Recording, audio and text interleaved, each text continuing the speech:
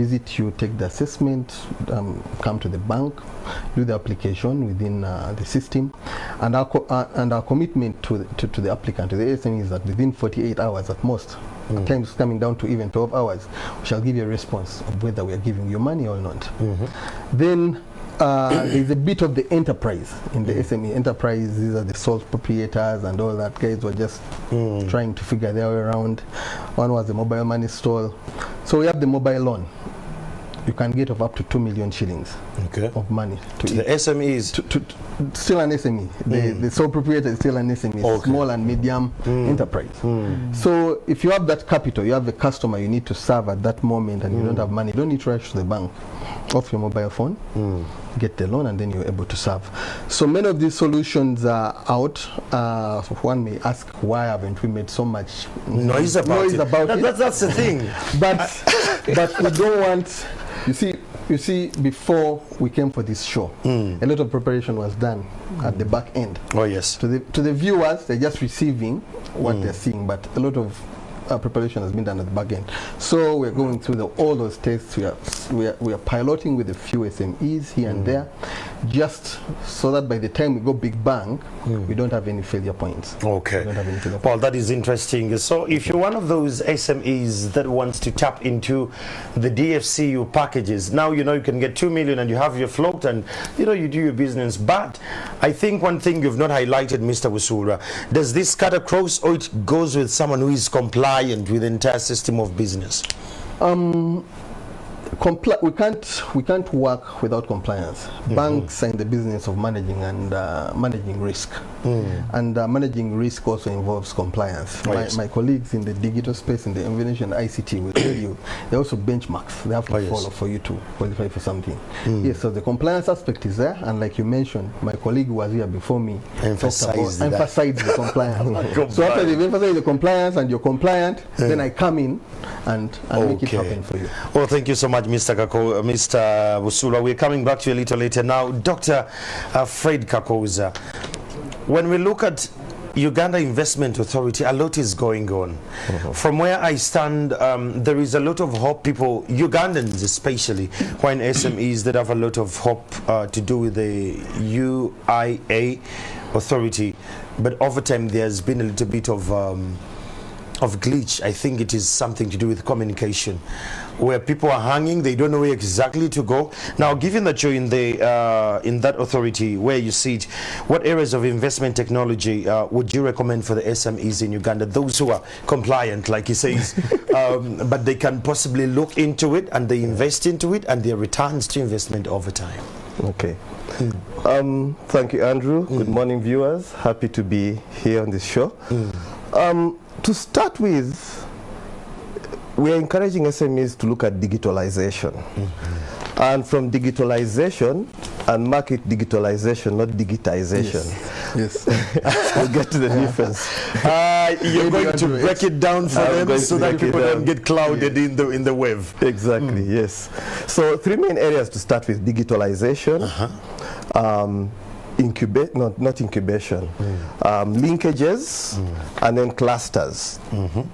With digitalization, let's roll back to digitization. With digitization, we've seen them going online, using social media, selling my products. You're ordering through my Facebook page, you're paying. That's e-commerce. Now we want a shift to e-business, whereby I am studying my customer. I am studying I'm profiling them in a way. I am getting trends and making it a two-way conversation with my customer. If in my SME I'm producing liquid soap, for example, I am engaging them to give me feedback. Do you like my soap? I'm getting feedback of the nature that says, if I had a smaller container, because yours is a 5 liter, I'll probably prefer a 1 liter or a 10 liter. I don't like this color. Things of that nature that are then making me be able to work and change towards my customer preferences. Okay. We're also looking at going to the customer, not sitting back and waiting. If James or David has bought every week, then at the end of the week, I'll have to contact them. Would you like to reorder? I'm engaging my customer more.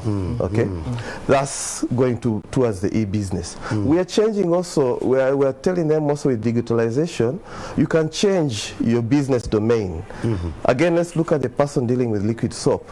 In order to create stickiness with my customer, I'm telling you that if you take my product, which is liquid soap, I realize my neighbor sells plastics. He's dealing with buckets or maybe scrubbing brushes. Those are things that are related with this that you need. Okay, so in a way, I'm also creating a linkage with this other person in another business. Or you've seen sometimes when you order something online and the other items you might want. So I'm creating that linkage where we're working with other producers, other people in a similar line of business. Those are the linkages. Those are the linkages. So the linkages are with the concept of the power of many. Sometimes the linkages would also go to be able to supply a contract. Okay. A big consumer, another factory, another business may want a product in a particular quantity that I may not be able to supply as one sole. So we get together as producers of the same item, as traders in the same item, and we forge our linkage, our business to business linkage, and we take on a contract. That comes into the cluster. Yes. When you speak about the clusters, there are a lot of, they are dubbed under the financial framework as SACCOs. There are women who are doing a lot of that work in SACCOs. From your aspect as Uganda Investment Authority, what are some of the key challenges you've seen the SMEs that are possibly in one cluster, they're doing the same bit of work, but they don't seem to resonate with regards to direction? One of the challenges that has probably come in is identifying members to have get together. Identify. Yes. We form people with a similar interest, people who are going to have a similar standardization, protect a similar quantity and quality. Okay. And then again, these structures also end up probably with a governance issue, putting up a proper structure, trust issues probably, trying to get together and, sit and have a similar vision, have similar processes and safeguards in their productivity. Wow. Well, that's a conversation. That is Fred Kakoza from the Uganda Investment Authority. Your questions, keep them coming on Twitter. The hashtag is TopSMEs20, and we are having this conversation live on Facebook and YouTube. Your feedback is very key. Coming to the Ministry of Science, Technology and Innovation, Dr. James Kasigwa. I love your ministry. I will say this again on national television. It's one of the best things the government has done that will understand the innovation where we stand. And since science and technology are the drivers of the socio-economic transformation we need as a nation and a continent, what IT innovations are available for SMEs to leverage on in this kind of disruption of COVID? Thank you very much, and good morning, viewers. I want first take it off from your comment. Yes. The Ministry of Science, Technology and Innovation is one of the biggest, in my opinion, achievements that we can actually leverage on. And speaking to that, as you are all aware, we are in a new period of what I call NDP 3, where we are talking about industrialization. So if you are going to industrialize, surely you will need science, technology and innovation. So I want to believe with you that it's a very great opportunity for Uganda to leverage MOSTI, Ministry of Science, Technology and Innovation. But taking it back to your question of what IT innovations that SMEs can leverage, especially in this COVID-19 pandemic, I want to go back to the point that SMEs, regardless of size, are in business for one main purpose: maximizing profit. Oh yes. And if I say maximizing profit, I will limit it to 3 E's. 3 E's: efficiency, effectiveness, and the economy. Efficiency is reduce wastage, maximize value from the resources. Efficiency is effectiveness is actually you are achieving the targeted objectives of your business. But more importantly, the economy, I want to think that the pandemic has, however much it's a health challenge, but I think it's more so an economic challenge. So regarding IT innovations, I want to think that we are living in a time, in the best time ever, where there are tools and solutions available to actually mitigate the damage. And we've seen some of these damages. Lockdown, we're talking about social distancing, and we are talking about remote working. And in each of all those, you can find IT innovations that you can leverage. And some are industry specific, but others are broad. But I want to just give one innovation, what I will call, and building on what Kakoza just said, the digital platforms. And digital platforms are available. I'll talk about them: the Amazons, the Facebook, the LinkedIn. The SMEs can actually, in addressing the economic challenges, can leverage those digital platforms in ways that haven't been explored. And I also want to think there is a silver lining to every problem. While COVID is, yes, killing our loved ones and us, and we are confined, putting on masks, but it has also pushed us to actually play catch up. So looking at the digital platforms, what are we doing with, what are the SMEs doing to leverage the digital platforms? I'll give an example. Our SMEs are what we call operating in a brick and mortar economy, where I carry my cash in a bag, I come and walk to you. So they are targeting the walk-in customers.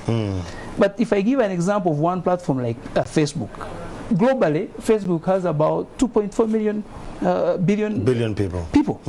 If we talk about in Uganda alone, Facebook, I think, has over 2.5 million people. So compare it to a shop downtown who is targeting a customer that is going to walk in. Clearly, with COVID, the pandemic, that customer is no more. There is a lockdown. The productivity, our productivity has been impacted. So what I can actually say broadly, and regardless of the industry you're in, the tools, these are the very good times to leverage digital platforms. You can talk about industries like education. There are a whole lot of open source solutions. Talk about tourism. You can do virtual tourism.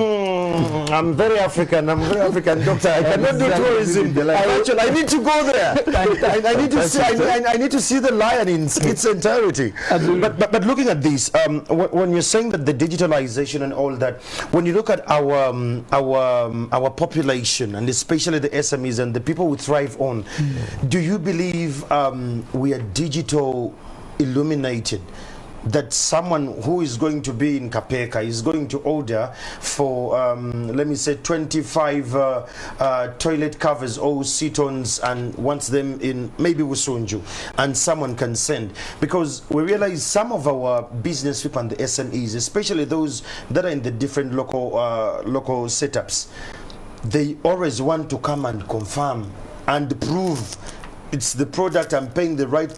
They still have a Luganda saying Malakwata ko. Yes. Do you see our populace going to that level? Are they illuminated enough about the digitalization? And talking about that, the internet penetration of this nation. Yes. What is your take on that? We could have all these tools, but are they feasible? Thank you for that question. I want to agree with you that we are still in that brick and mortar, what I call brick and mortar. Yes. You want to touch and feel and carry home. But we are speaking in the pandemic era, where actually proximity matters, where we are encouraging social distancing. So I feel this pandemic actually is bringing us closer to where we should be. But truth be told, we still have challenges, because there is what we call the infrastructure for the digital economy. And what I'm talking about is the digital economy. It's coming back to three major blocks. Access and connectivity is very important. Most of our populace still have what I will call feature phones. Feature phones. And most of these solutions require to have high-end internet. Even the speeds. If you're going to stream, you will need broadband. The second aspect that maybe we need to look at is issues of certainty and means of payment. And very glad you brought DFC on board. certainty is very important. We have, if you see the West, the West had their what they call plastic money cards, Visa, name the MasterCard. There's another thing called Bitcoin. I hear Bitcoin, and actually, and that's another area that I will need to talk to. Yes. But here we have our darling, our lovely mobile money. Mobile money, yes. But we keep seeing the media awash of all these there are incidents. lots of frauds and all. Incidents. And so I understand, but if we can perfect the certainty and means of payment, and then lastly, on what we need to really be looking at, the issue of logistics. If you want to export your money from, did you say Busunju? I think in Kampala here, you would have to walk downtown somewhere where the trucks are. Yeah. So I believe all in that space, there are opportunities in access and connectivity, opportunities for SMEs in that space, like the telecos. They need to perfect that area. They need to roll out and reach to more citizens. When you look at the means of payment and certainty, the banks and the telecos, they need to pull up their so that people can begin trusting trading in the digital space. If you look at the logistics, I would actually see companies like post office moving away from parcels to delivering people Robotics, commodities delivery. and whatever delivery. But all that, those are opportunities. But I agree with you that there are a few things where SMEs might not actually address themselves, but it's going to be partnership between government and the SMEs. And that's where we're coming. We're finding Andrew, those solutions. just, Now, coming back to you, Mr. Fred Kakoza, he talked about the digital infrastructure. You, as someone who is in the Uganda Investment Authority, you are at the level where you can possibly advise government on investing into these. The same applies to MOSTI as well as the ICT, and you work collectively to see that this comes through. What is the UIA strategy when it gets to digitalizing investments? Because you have a lot of industrial parks in this country, but how are we putting them all on the same grid and we can all sing the same song, Kumbaya, and we're all falling in the same direction of development? Okay. The building block, the major engine to all this that we believe is data. Okay. So data is what we're looking at as the new gold, or let's say it's the diamond that we need to pick up, cut and polish to the need that we need to have it for. Without data, you don't know who your SMEs are. You don't know what their needs are. You don't know what interventions you need for them. So what Uganda Investment Authority is looking at now is setting up a database for the SMEs. Okay, and you know, as the saying goes, if you want to walk fast, you walk alone. If you want to walk far to get far, you walk together with others. So we've gone into partnership with private sector. We have 2 firms we're working with. Axiom Zone with the data collection, Vantage Communications, which are good with capacity building. So what we're looking at is profiling, a nationwide profile. We're carrying out a profile. We are getting various SMEs profiled, data collected about them. At the same point, we are looking at their needs in terms of capacity building, training, change management to adopt this whole digital agenda. So what is coming up at the end of this is an SME portal which is a common marketplace for them, which is allowing for linkages, which is tracing them. You have a map, so you know where they are spread. The bank will want to know in which area. An investor setting up business will want to know who are the players in a particular area as part of their market analysis. We talked about the clusters earlier. It's easier to cluster them because you've collected their level, their turnovers, their area of operation, different information about them. Somebody that wants to train already has a platform to look at and train. Various players come in and plug in, and it's like you said with the diamond, you cut it and polish it to your need. So are you looking for people to train? Are you looking for other people to work with, SMEs to work with? Are you just trying to know what's in an area? And you know, part of this will also have an infrastructure map. So it's also driving decisions. You're getting to know if what the infrastructure is in a particular area, what's the nature of their road, their power, their utilities, things that you need in order to be able to set up a business. And that's going now to a linkage with, let's say, a transnational corporation that's coming in to get raw materials. So they want to know who to go to. But at the same time, it's also giving the SMEs a standing platform to come together and be able to be more productive, work with the power of many in order to meet a supply as a raw material for another industry that's going to be set up. Okay. Well, there is one thing he has hinted on. I don't know whether you got excited as I was. You hinted about the SME portal. Imagine DFCU Bank, when you have access to this portal, you can see all the SMEs.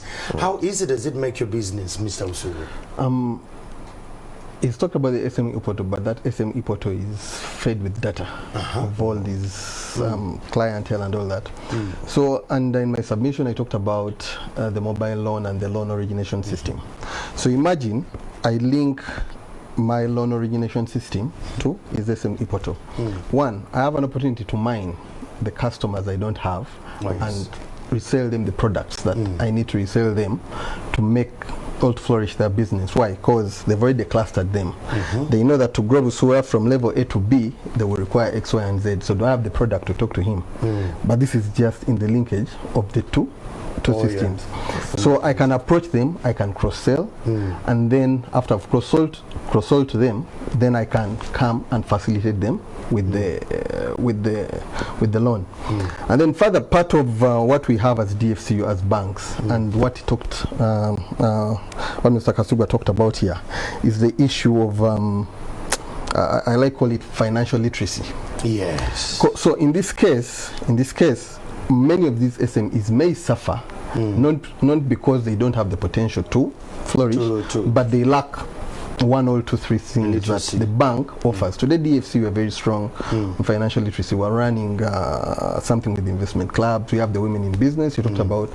We have these various programs to reach out to our SMEs. So through this digitization, it's provided the portal, provided the support. SMEs flourish. So I can come, give them the loans. I can come, give them the financial literacy. I can handhold them. We can do things together. And then further, I can further have another integration with ERP systems, the enterprise resource planning tools that will support the things we've been talking about, the linkages, the clusters, the e-business, and all that. So these tools just make the efficiency of the SMEs much better, and then they do their work easier. When he speaks, he's already into it. How long is it going to take us to have this portal now? Because I wanted to first get him that he can explain to you how this is going to ease his work. Now, he's a banker, but to the SMEs, the ones who are on the other side, who would love to actually plug into this, someone who has a small mobile money and needs float at times when he's having shortage, would like to tap into that. Someone who is selling merchandise from Kabale or Mitoma or a Beam district wants to be on that platform that he can get access to his money. How long is this SME portal coming through? Wow, it's work in progress. It's something that's going to be piloted in phases. Okay. Especially in the time of duration, actually I would use this opportunity to call on to the SMEs because the starting point is the profiling, the registration. As you get to them, they're worried you're exposing them to the taxman, exposing them to, they look on the downside as opposed to understanding the benefits. So now there's the first phase is really that awareness, that this registration is actually good for you. This profiling is please cooperate and have it on. But to answer your question of duration, this is something that is a big, giant animal that is a big dream that will take up to 3 years to get the perfection. Do you know what these guys have in plan? These guys from a Ministry of Science, Technology and Innovation, when do we have to be on the moon? Oh, that's 2022. 2022? Absolutely. Uganda is going to be on the moon. Absolutely. Not the moon. In space. We are launching. In space? Yes. So the moon is much further. So I bring it back to you. Absolutely. Again, How long is? I understand it's in a phased manner, Yes. but it's a very exciting big giant. Yes. Everyone would love to plug into. I would love to be at the comfort of my farm, and I'm selling dairy, and I'm short of money, but there is that platform. DFCU is there. I can actually go in and log in. I put in all my requirements, and I get the money. I send my team. They go out to business. Yeah. In my convenience, I'm still running that. So to someone watching who was an SME, would you just give them a hope? Jesus said we'll come back in 2,000 years. We've got over that. Now, can you give us at least a space of 10 to 20 years?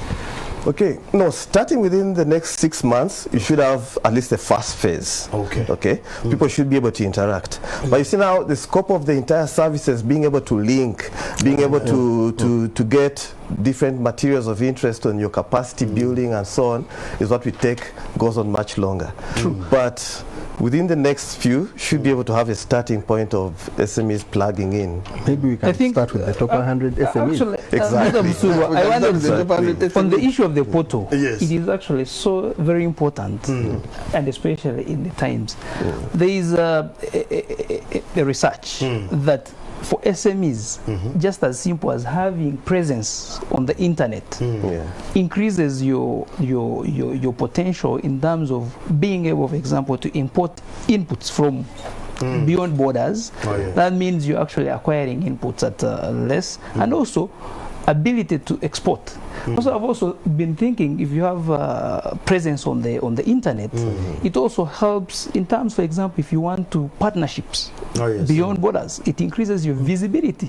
Exactly. So where UIA is thinking of a portal, I think it's timely that they need to fast track that to allow most, if not all, of our SMEs to have presence on what, on the internet. Oh, yes. I think it's very important. I totally agree. Yeah, sure. When you say that it's a lot about data collection and the compliance bit, people being in position to say, look, this is me.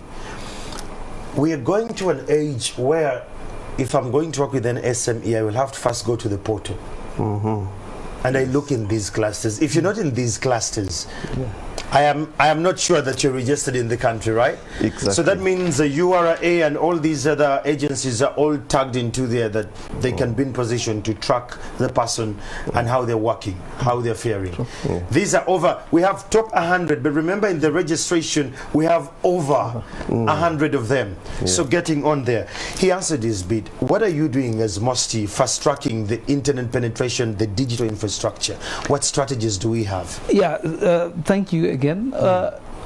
Increasing the penetration, I think as recent as 2018, the government made a very big landmine in coming up with what we call the National Broadband Policy. And in that policy, they define connectivity or broadband connectivity as a utility, like a public utility, like transport, like electricity. That means now internet going forward is going to be looked at as a public utility, a necessity, and we are looking for all ways to extend it to the last mile with a certain defined speed that can allow transaction. And also, so the policy is one very good. The broadband policy is one big milestone, in it. And I think it also came with timely, where now even the telecoms must align to provide not just actually connectivity, also affordable connectivity. That's where it was coming. Absolutely. Affordability is very Because important. you could give us the broadband, but it's very expensive. Exactly. Have you seen the Kenyan approach of the balloons? Yes. Can we use that approach here in Uganda? The districts like Abim, I love Abim district because it's far, but it's a good district. Going as far as Kapelebyong, that side, can we use the balloons approach, or is it too expensive for us as a nation? Because they need the portal needs to work, internet needs to get there, they need to make transactions there. Yeah, I think balloons are one brilliant solution, but yeah, and they can work in especially diverse areas, like if you're talking about tourism in parks and stuff, they can provide internet, but there are a whole lot of other solutions that you can venture. Government is rolling out the broadband, the optic fiber cables. We are looking at even maybe wireless broadband on our mobile phones, because we have good penetration. The only thing now we need to keep an eye on is affordability. But the technologies to deliver these, and we are talking about launching satellite 2022. 2022. Communications, I mean, is one of the very many services that we will benefit from satellite. If we have our satellite in space, then we will not be talking about hard to reach areas. Connectivity will reach there. Penetration. Broadband penetration will be ticked. Well, it's still the top 100 SMEs conversation on Twitter. Be a part of this conversation. Tell a friend, you tell the other friend, and especially if you're under SMEs, you're looking how best you can be in one way or the other, helped innovation-wise or technological-wise, that you can still reach your clients in this work of COVID-19. But not only that, making sales at the end of the day. DFCU, Mr. Busulwa, what solutions would you advise the SMEs to apply to ease access to finance? Besides your portal, the one you told us, but there is access to credit, which is a little bit tedious. When we talk to some of them, believe you me, after the stimulus was released by the government, which you're going to talk about again, Mr. Kakoza, we had a lot of them, they were wailing that this money was released, but it went to the big dogs. It never reached them. Now, in this state where they are not having access to credit, what technological approaches does DFCU offer that someone can still have access to credit and is not worried about the safety and your risk is managed on the back end? Thank you, Andrew. I think banks offer financing, call them loans or whatsoever it is, but we do it in a more supervised or compliant environment, like we mentioned. Doctor from Uganda Investment Authority mentioned to us that putting up that portal. So that portal will be one-stop center for verifying these SMEs. So once say you register with that portal, we have access to you. Our work is easily made easier. Like I mentioned before, we integrate to you, we can seal, we can qualify you, we can give you this financing. Dr. Kasugwa also talked about the platforms. The platforms. DFCU, we have a platform under the Investment Club app. Why do we say it's a platform? Because it's hooking even non-DFCU bank customers to transact and to be able to transact and to be able to execute their transactions anyway. So the SMEs, you talked about clusters. And linkages. Through their clusters, their circles, they can come get this platform and they'll be able to transact. We have platforms like the website, like websites. It may not be the DFC website, but under the top 100, we are running with our top SMEs, with our top enterprises. We are trying to promote them to the public to get known. Our website is viewed by very many people. They can plug in. We can talk about your success stories. So we are basically talked about marketing. Marketing, basically marketing you. You can come to us over our Facebook platforms. We can talk about you. We can give you a life story. You will reach immense numbers. So basically, we are coming in with our solutions to offer you a platform to reach masses. It may not be that credit. You know, everyone talks about a loan. Yes. But just even talking to you on how to do things different. Yes. You may not need this loan. Absolutely. Actually, you may find that the power is within you to go miles. But just before, Doctor, you come in. Let's talk about Jumia today. When you talked about platforms, you're talking about eBay and all that. But let's talk about Jumia today. I don't remember the last time I walked to Simba Telecom to buy a phone. Well, you've always ordered it on Jumia. And it comes. Today we're making food deliveries. You don't even know where the restaurant is. But all these are examples of SMEs. Oh, yes. Coming through. Safe border. Safe border and all that. So as banks, we come and partner with these platforms that host the SMEs, that the end user can ably have the ease of payment he was talking about. So today, if I expose say Bon Appetit is on Jumia, and I expose my online banking platform that a consumer can do an e-commerce transaction. You get. So when I'm sitting in my office and I'm ordering my food, I don't need to pay the border guy who delivers the food. I can pay using my card. Bon appetit benefits with the SME. Oh, yeah. The customer is comfortable, they haven't moved out, and even the rider themselves, they'll get They're something. yes. So we have the linkages with the whole ecosystem. It's a 360 there. It's a 360 to make life easier. So it's not only about financing. Come get me the loan, It's but even the knowledge, the information that comes with it. thank you. Yes, Doctor, you wanted Yes, to I wanted to come in on the specific issue of loans and the mindset and the kind of business we should be looking at. And you said that a huge opportunity in creating the Ministry of Science, Technology and Innovation. If you look, most innovators do not have collateral, the land. Oh, yes. So when you speak But about, they have the brain. they have the brain. And if you look at what matters today in the digital economy, it's not your physical properties.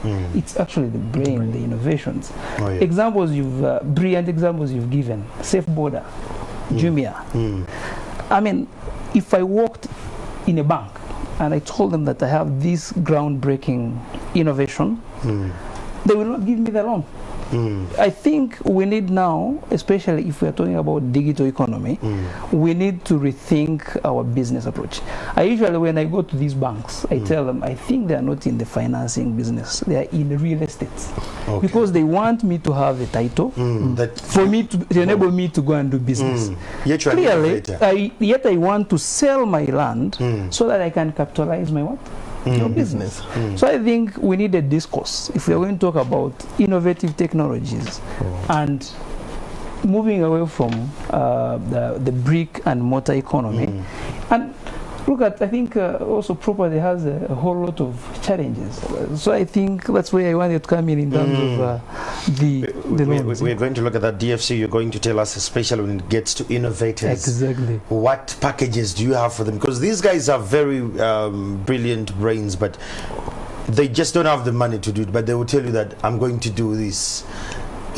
It seems alien, especially when you're not from the IT world. You're like, okay, how does it work? How will it work? But it makes sense. There is a group of youth who are in, I think, in Lida or Arua. The technology is called YIA. I don't know that you've heard of them.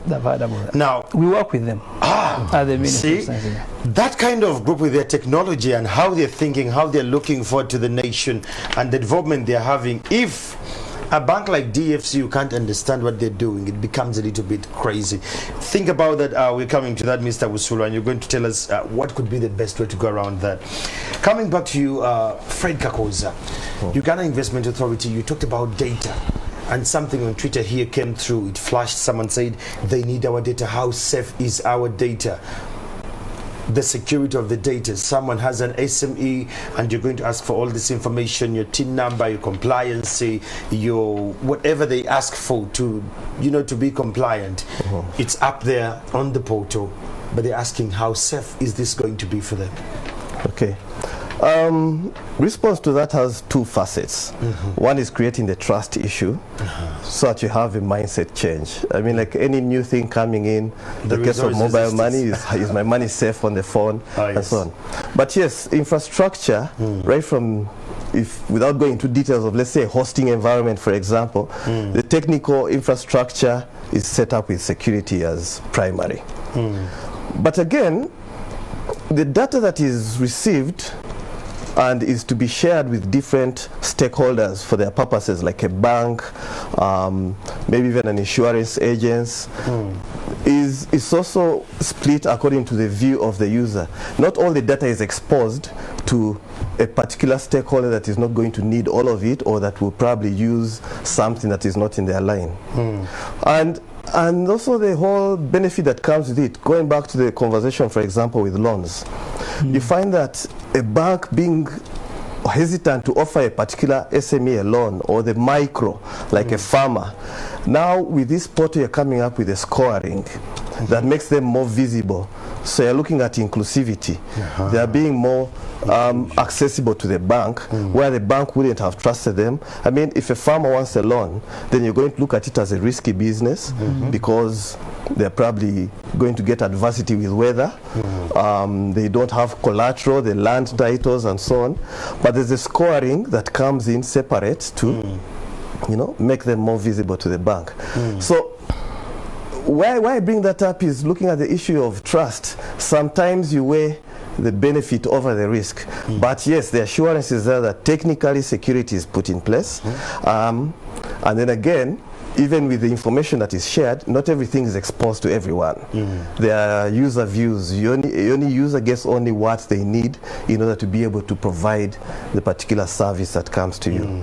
And it's not in the issue of you're then going to get a penalty or you're going to be seen with, because it's also a ground of certifying. Indeed. Yeah, because once you're registered, that means you're a certified SME. So in a way, it's also shaping them to get out of, if they're involved in any fraudulent practice. This is another ground that's saying the people we have on this have had a change of business, a change of business model and approach. They've had an awareness, a capacity building. Now they're people you can trust, and that opens them a lot more. Wow. Well, a very interesting conversation. We're still live with the top SMEs. Miranda Fruti, thanks so much for following and watching these. Faizo, Cecile, thank you so much. A couple of people have questions here. DFCU Bank seems to be like things are really going cuckoos here. Someone says, I have my money in DFCU Bank and I am in UAE and I am watching this show. I need to know how my SME team can access their money in Uganda because they're always sending me forms to fill back and forth. It's just frustrating. Thanks for the show. These and more conversations, we're going to have them. We're taking a break, but remember the hashtag is top SMEs 20. Be part of the conversations. DFC is having a backlash here. We don't know how we're going to run about it. Innovators, they need to know what packages do you have with them having no collateral of a car logbook, land title, or 20 signatories or guarantors. We'll take a break and we'll be back shortly.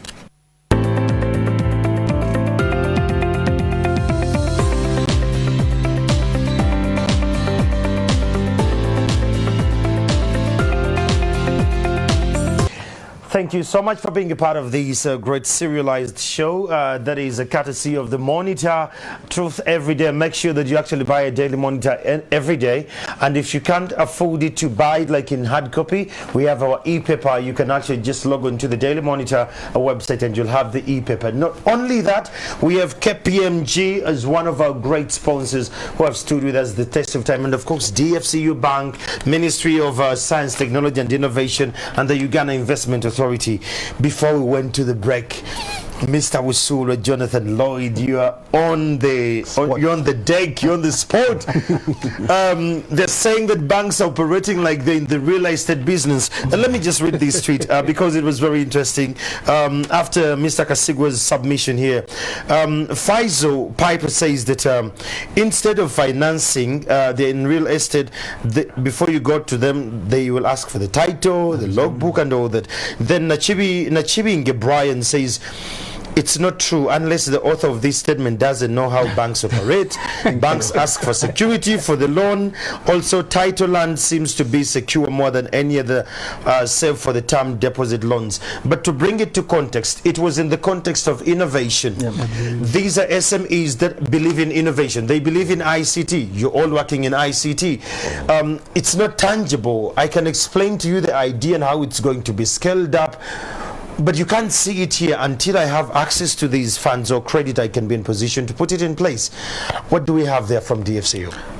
Thank you, Andrew, and very interesting feedback there. Last year, as DFCU, we launched what we call the Innovations Hub, part of our in-house Innovations Hub. And some of the solutions I've mentioned here were a child of the Innovations Hub. Okay. So the first step was to open it to staff and say that as staff, we have over 700 staff. As staff, what are those ideas that you think may have an impact on the economy and the market and things like that.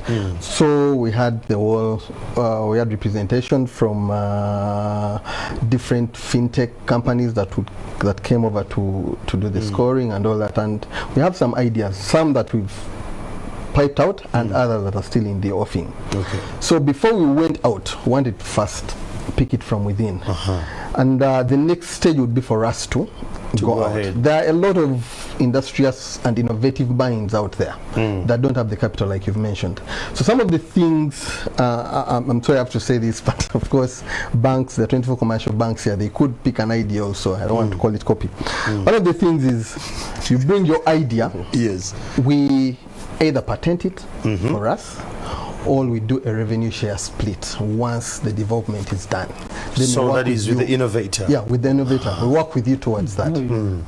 No, that is. Now you're talking the language we understand. But all this is done in our ambition of being a digitally led bank. Okay. It is our strategy there. You have to first look within before you go out. So we are at that level where we're churning out solutions that are from within before we go out. And even before we go out, we've had banks. I was telling my colleagues before we came here, banks were in the business of, my friends call it debit and credit. Oh yes.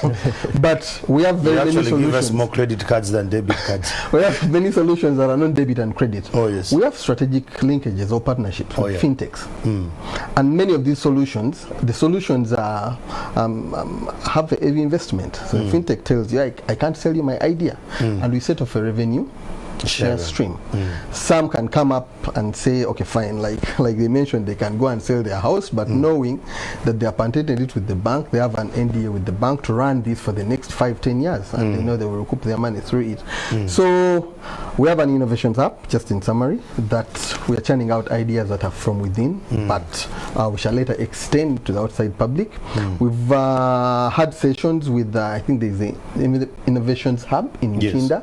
That was sometime still early last year, where we just showcased a few of what we have. We got to know what they have. We are looking at only that we were affected by COVID this year. We wanted to go out and extend to attachment programs. You have a few developers or innovators seated with you. You work together with them. They work together with you. You get to learn from each other and things of the like. I think I like where you're coming from, and the sharing bit is quite remarkable.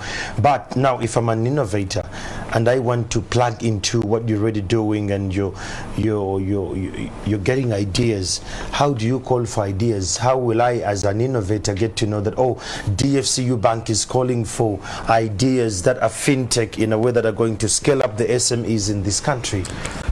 Okay, as part of the digital journey, you have to first assess where you are, assess what you're lacking, And then you proceed. and fill in the gaps, and then prosper to do more than what you already have. So like I mentioned, I won't reveal the digital strategy of the bank on show, but we're at the point where we're doing an assessment of what we had vis-a-vis competition, wanting to come to par.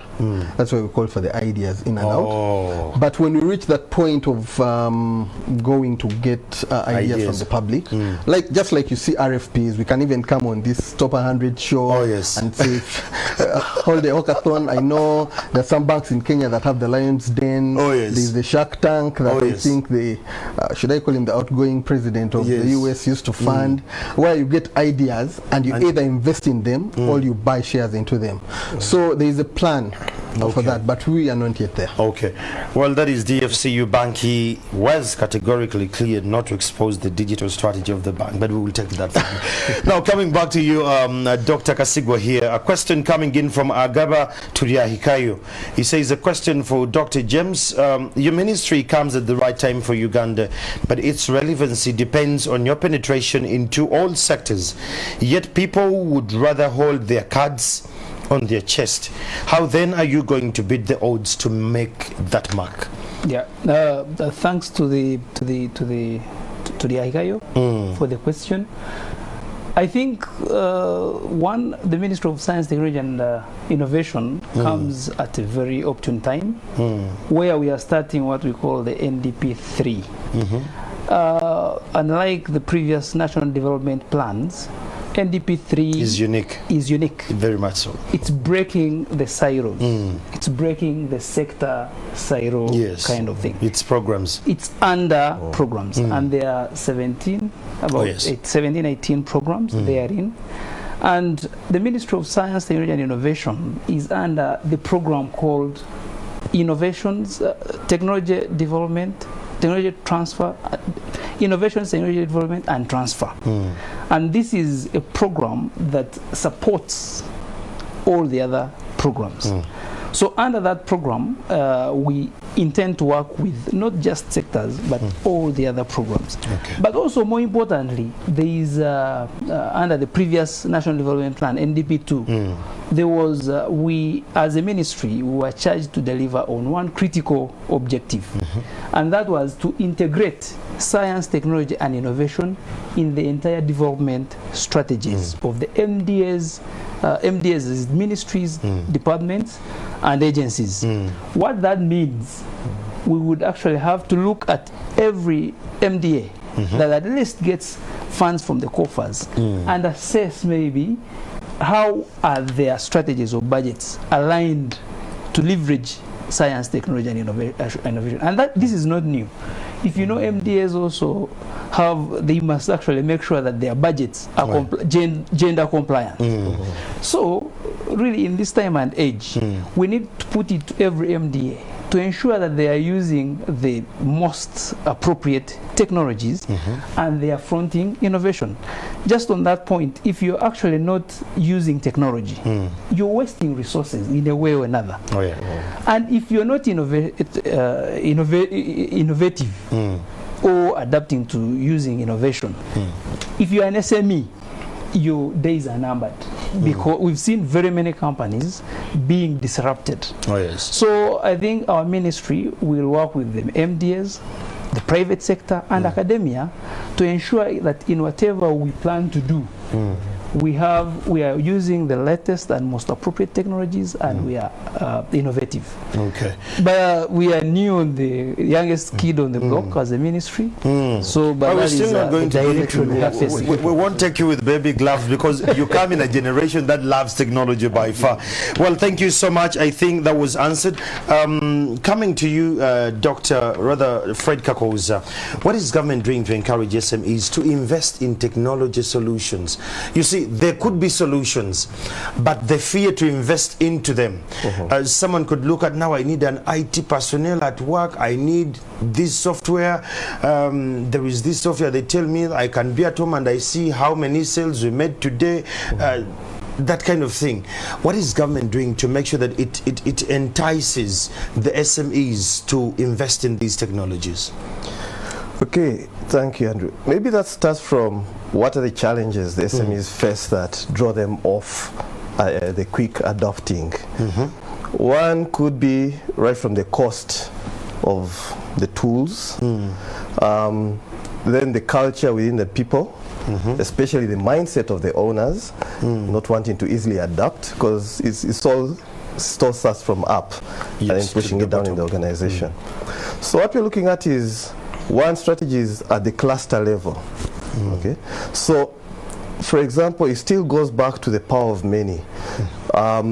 These SMEs in similar groups have similar challenges or similar needs.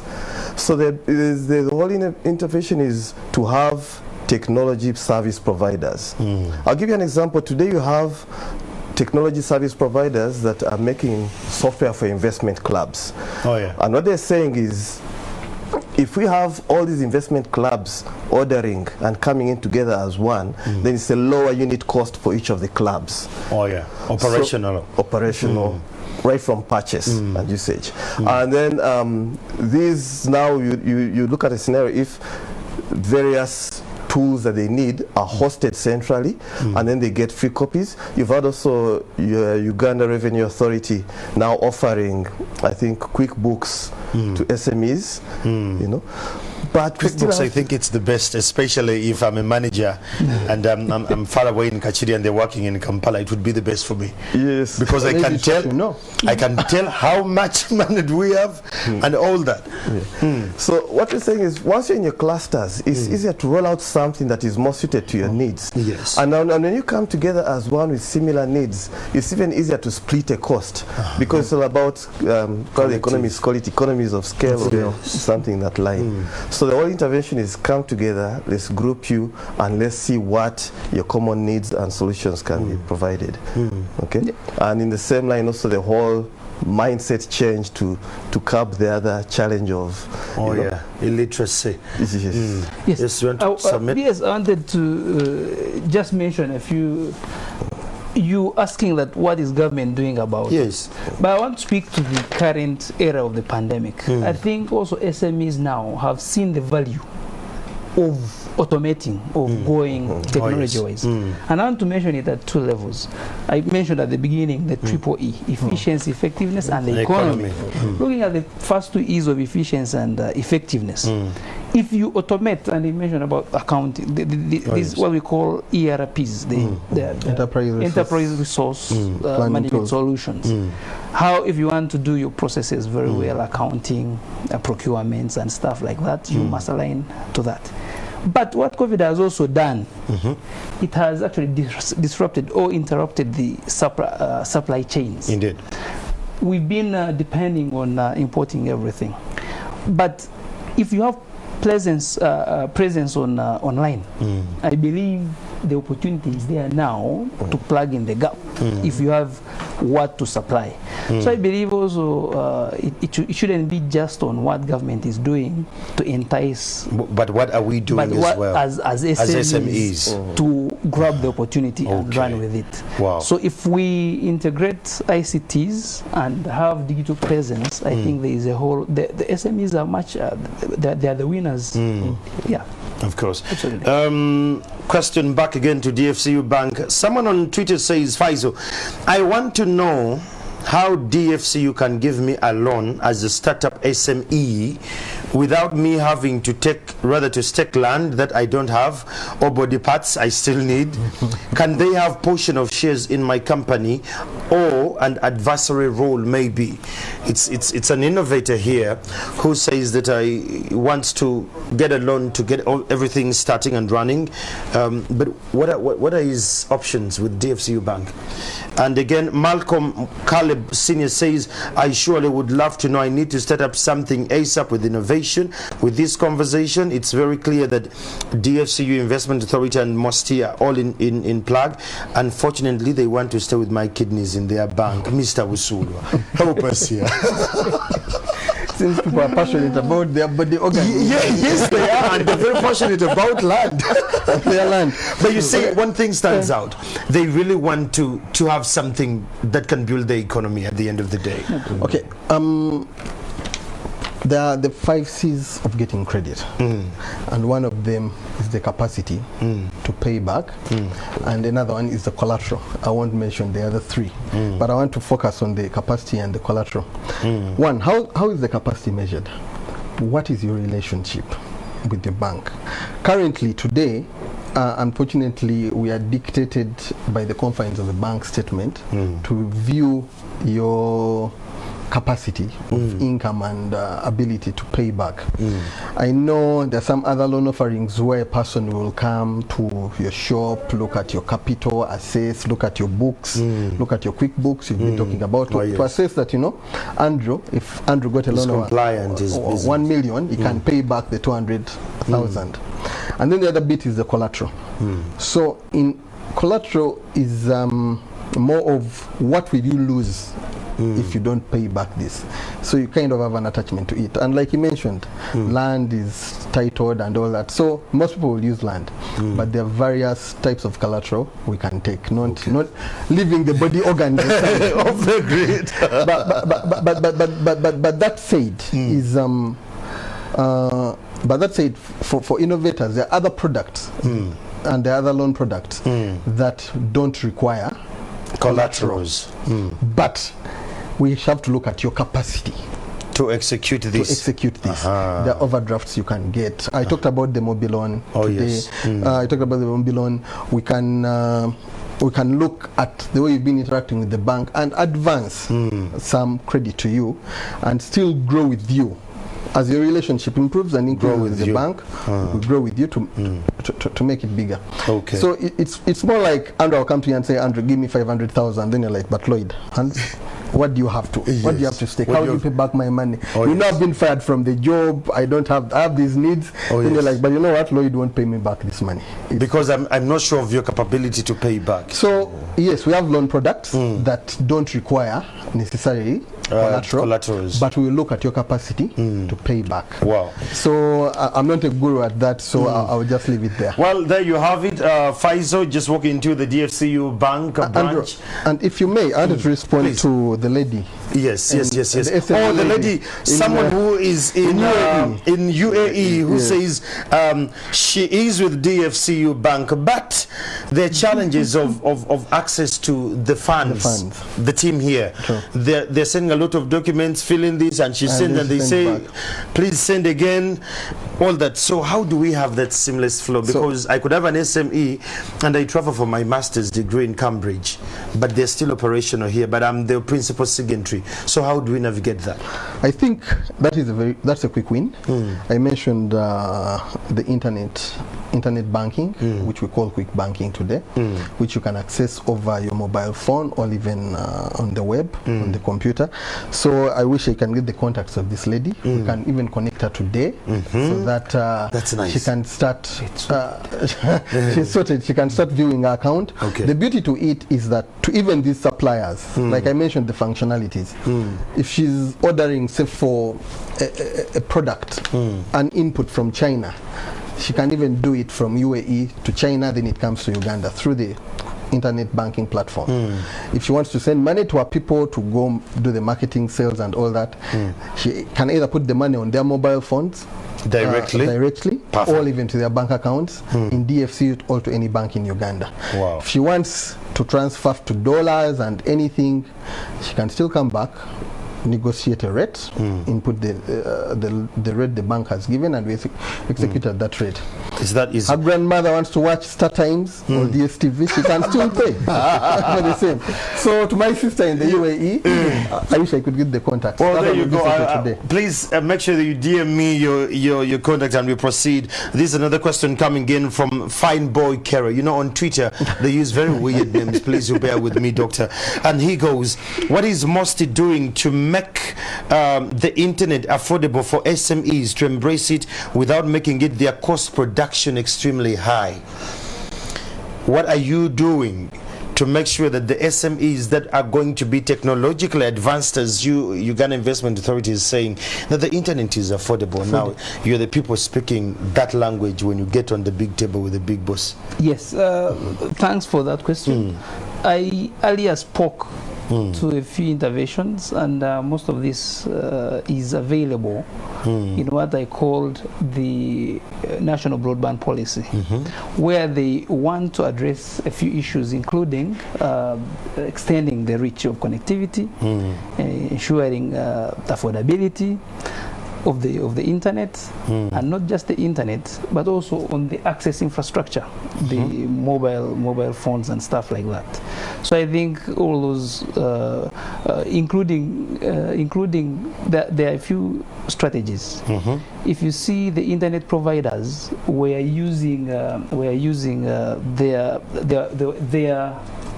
infrastructure, meaning, and they were using it as a competitive advantage. So if one telco had more connectivity infrastructure, they will use it to actually earn money from the connectivity infrastructure. But the National Broadband Policy says no, there is not going to be competition on the infrastructure. You must share this infrastructure to be able to deliver internet to everyone. So if we implement the National Broadband policy, I think we are going to see the You're on internet the right grid. drop down. Absolutely. Yeah. Well, there is another question here. This comes in from Mwesigwa Andrew. He says Uganda has one of the most impressive entrepreneurship rates worldwide, but most businesses don't last and expand because Ugandans lack funding, which can most times only be obtained with collateral. Okay, now you've addressed the issue of collateral. Let's come back. Why don't they last? Especially SMEs or businesses that start up that could possibly go up to SMEs. Why don't the businesses last? I think, Mr. Fred Kakoza. I'm sorry about the doctor. It's okay. I think Fred mentioned it. One of the things I see is the behavior. And I'll give you an example. If I walk to the bank today to get a loan of, say, 10 million shillings as capital into my small SME, and the first thing I do is buy an IPSAM. There is no way Focus and pray. there is no way there is no way you're going to pay back that loan. Oh yes. There is no way you're going to put capital into your business. Oh yes. And then there is no way your business is going to go up because the next thing is going to go down. Yes. So there are a lot of issues around it. We talked about what I always get goosebumps talking about it, about financial literacy. Then there is also over-investing. I don't want to call it over-investing. Very many people, I'm not an entrepreneur, but I want to be one. But I always tell people that you need to start with however little it is. Yeah. But someone wants to give their land title to the bank for 50 million shillings for a startup. You don't know the do's and don'ts of that this business. You've seen Fred here do it. You think you can do it. So to me, I would always say that first start with the little you have. Learn. It's just like learning how to drive. Oh yes. You can't learn how to drive in a Lexus. Oh yes. LX 570. You're You going have to start with something you can easily hit and fix. Until you perfect. Oh yes. So and then we need a little bit hand-holding some of these companies. Some of these symposiums are very important. Oh yes. But you start something, you feel you can fly on it alone. And then also you need to listen to those that have done it before. You need to you need to get to learn how to go around it. So it may not be majorly digital, but call it health keeping. Okay. But what are you doing, right? Maybe doctor can add on to that. A little bit on that. I don't want to come from a point of view that failure is bad. From where I am, especially in the innovation space, failure is a very good thing. So failing, make sure that if they fail, they get up. Absolutely. So, but it's a very good thing to it keeps running. Start. Well, coming to you, Mr. Fred Kakoza. In the last show we had here, from KPMG, we had Mr. Lukwago Assad, and he highlighted how COVID-19 has disrupted a lot of things, but there was a leadership vacuum in this COVID-19 and all. When you look at the SMEs, do you feel that void, the vacuum? Do you feel that there is no an innovator who has said and among the SMEs that I'm taking this leadership, that the SMEs are going to champion this, and what could be the best way to go around it? I would want to go back to the portal probably. Because with the portal what we're looking at is, and it all starts from know your people, then get to them, know what their needs are, know what their gaps are. And I think that's what the leadership would be about in driving them. Know what they need, what help, what facilitation they need in order to get to the next level.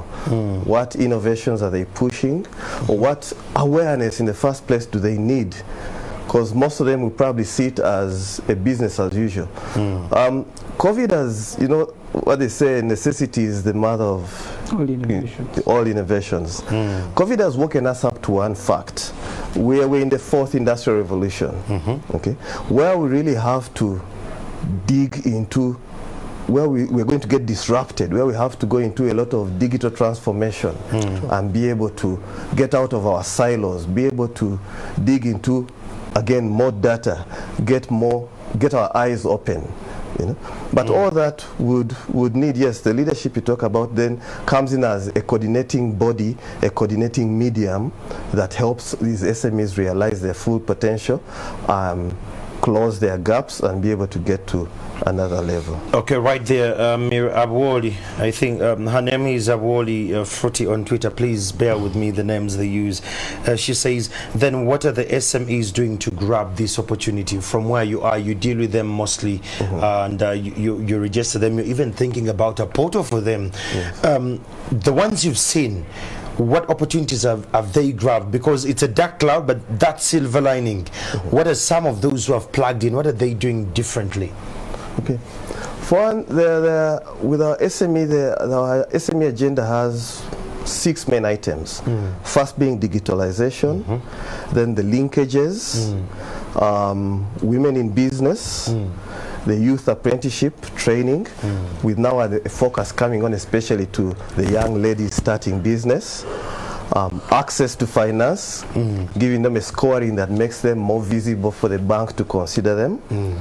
And then, I forget what the 6th one is. Sorry. The clusters? Yes, the clusters. Thank you, the linkages clusters. Yes. So you see, now a number of them have come in. Even the top 100 is one good proof of concept for this. Yes. So along with that is coming a lot of capacity building and awareness, making them scan their environments, making them realize their hidden potential, making them realize what problems there are that they could have business solutions to offer. Okay, and a number of them have come out in these training programs. Under the top 100, you have good cases probably that, especially the ladies that have come in and had exposure to bigger markets, enhancement of their processes and businesses. So that's what they're doing. Coming back to what needs to be done, he comes from the school of thought that there is a problem of the mindset. People still want to run like the way you said, the motorway. They still want to touch, feel, and take home in one or the other. Yet we're going into the e-commerce. It's the new norm and the new innovation here. What government programs or what plans are there that government can scale up these outreaches to the people, not only in the suburbs of Kampala, but even beyond the entire nation, where they go and they start to awaken the tech in us as Ugandans? Do we have those plans? Yes, I think really it's, in my opinion now, is we need to embrace, one, the opportunity and deal with the challenge.